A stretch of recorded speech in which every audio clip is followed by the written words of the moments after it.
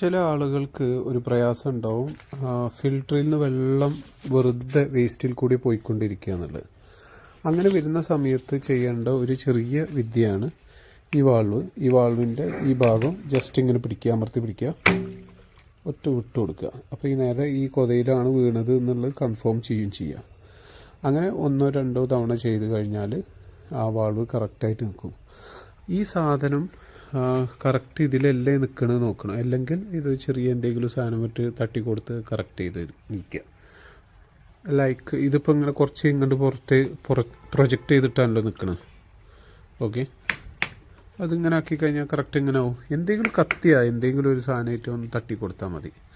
ഈ കൊത തെറ്റായിട്ട് നിന്നിട്ട് വാൾവ് തിരിക്കുമ്പോഴാണ് ഇതിന് പ്രധാനമായിട്ട് ഇതിൻ്റെ ലീക്കേജ് വരിക. രണ്ടാമത്തെ കാരണം എന്തെന്ന്, മോട്ടർ നടന്നുകൊണ്ടിരിക്കുമ്പോഴോ അല്ലെങ്കിൽ ഗ്രാവിറ്റിയിൽ വെള്ളം ഇറങ്ങിക്കൊണ്ടിരിക്കുന്ന സമയത്ത് ഈ വാൾവ് നടന്നുകൊണ്ടിരിക്കുന്ന സമയത്ത് ഈ വാൾവ് പിടിച്ച് തിരിച്ചാലും ഇതിൽ വേസ്റ്റ് പൈപ്പിൽ കൂടി വെള്ളം പോയിക്കൊണ്ടിരിക്കും. അപ്പോൾ ഇത് ഒന്ന് ശ്രദ്ധിച്ചാൽ മതി.